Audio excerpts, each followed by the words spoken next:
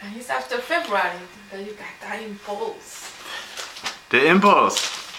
Thank you. Yes, the impulse ideas are bulletproof. This is Ezekiel's Millennial Temple, episode number 7, Monday, March 27th, 2017. Today, my friends, we need to speak a little regarding the inward realities and the compulsion to have this Sabrina, with Jerusalem coming up in our heart, that to know the ideas are bulletproof. Do you see the parts of man delineated on the right? There's a body, soul, and spirit. Okay, so we have the need of all three parts. We are tripartite. Not like the animals that just have a body and soul, the soul having mind, emotion, and will. No, we also have a spirit with conscience, fellowship, and intuition. And to continue some more on this Christ versus Religion by Witness Lee, I want to talk a little about the wedding, not the wedding feast, the new garment. Okay, therefore, after the Lord spoke of the new garment, he immediately proceeded to speak also of new wine. The new wine is not a provision for the outward need, but for the inward need. We not only have an outward need, we also have an inward need. We need something to cover us, and we also need something to fill us. We are so poor outwardly, and are so empty inwardly. We need the robe upon us for the Father's sake, but we need the new wine within us for our sakes. We need not only the new garment, but also the new wine. So today, my friends, for the new wine, we have to see that these ideas within us, this desire, this will carry us forth. And you can tell the brotherhood that we are upon with each other that have this vision. With this vision, we will not perish. Because, as I say here, the ideas are bulletproof. And just something spoken about in the 1984 book. Here, I've read to you from before. George Orwell, 1984. Okay. And he's saying here, there's commentaries, you heard rumors of the existence of the brotherhood. No doubt you formed your own picture of it. And by brotherhood, in this case, this context, we're talking the brotherhood of those who see Sabrina. And that in their wine, because this is a revelation that Jesus has put in your heart. No doubt you formed your own picture of it. You've imagined probably a huge underworld of conspirators meeting secretly in cellars, scribbling messages on walls, recognizing one another by code words or by special movements of the hand. Nothing of the kind exists. The members of the Brotherhood have no way of recognizing one another. It is impossible for any one member to be aware of the identity of more than a very few others. Goldstein himself, if he fell into the hands of the thought police, could not give a complete list of members or any information that would lead them to a complete list. No such list exists. The Brotherhood cannot be wiped out because it is not an organization in the ordinary sense. Nothing holds it together except an idea which is indestructible. You will never have anything to sustain you except the idea. You will get no comradeship, no encouragement. When finally you are caught, you will get no help. We never help our members. At most, when it is absolutely necessary that someone should be silenced, we are occasionally able to smuggle a razor blade into a prisoner's cell. You will have to get used to living without results and without hope. You will work for a while, you will be caught, you will confess, then you will die.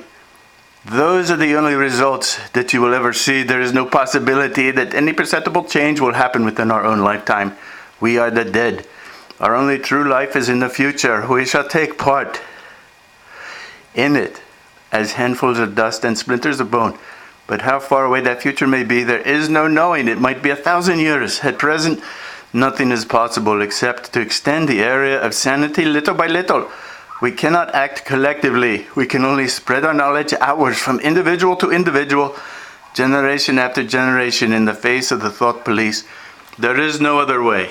And so the thought police today, of course, is the mainstream media and the controllers, the Illuminati. They don't want us to have the truth. But the truth is in Christ Jesus, and we continue in our vision. Now listen, I want to talk to you a little more about the wall. Last time we spoke, the holiness and the love of God, the beauty and terror. The beauty is, of course, the love, but the terror is His holiness. And we spoke of the wall. And how do we scale this wall? Well, we don't scale the wall at Sabrina, we go under. Now see, I want to show you this corner here, the entire building, looking at the wall manifestations are heavy. You cannot see because the massing model at this scale. Okay, thank you. A few more minutes. The corner, I'm going to borrow the corner from this. I don't know if you can see, but it has slight hook right here. So at the corner of each one of the wall is a slight hook, and because this is what? These are the horns of the altar to hold the sacrificing Jesus in place for us, for this line of Natalie, which means Christmas Day, this eternal day. The wall, the line of the wall is something significant because it is continuous. The eternal death that Jesus experienced, like the line at the top of a wall, heaven and earth. We call this the line of Natalie. As we approach humanity, we are Donnas. Donna meaning lady, but actually we are all just dragon ladies. We need to be transferred to Natalie. Natalie meaning Christmas Day. Okay, this is a Christmas day for us, full of joy and present under Christmas tree, or however you celebrate, I don't care. But this eternal death that Jesus experienced is for us a joy, but for Him, the terror of eternity, separation from God, which He experienced for us, so that He could come into our spirit. The inner workings, getting back to the Millennial temple and some of the specifics. Now in the middle of the temple area of Sabrina, there is the temple proper, which is shown as illustrated there. Here. You see with the vestibule and the holy place and most holy, and the side chambers. This again from the visions of Ezekiel by Witness Lee. Okay, now that's a fine, but a very primitive rendition based on just outline specification. This chief designer Steve Cabal, he's going to be working on this to render, and we will show you the different levels of this temple area with the side chambers. Okay, now this is an adaptation, but you see this, the rendering that everyone does regarding the temple building, kind of simpleton's caricature. There's no elan there, there's no grace, there's no flow, there's no organic measure that we can take upon ourselves for the enjoyment. Okay, but this is what we will do. We will enjoy, if God permit, and we will take upon us these elements for the new garment and filled with the new wine, as you can see, up and down. And then this is the wing on this side. See if I can pull back and give you a better view. Yeah, you see there's two wings of Sabrina in the temple area. We have the guest house here, the one wing here, the one wing there, and in the middle. It will become apparent, my friends, as we continue, but we continue on in the way of beauty and the granular displacement model, because grain by grain, our dear Sabrina, will be made manifest, and it does not yet appear. But we can have some beauty, and we will, and these stained glass windows.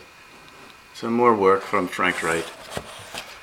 And right here, stained glass windows.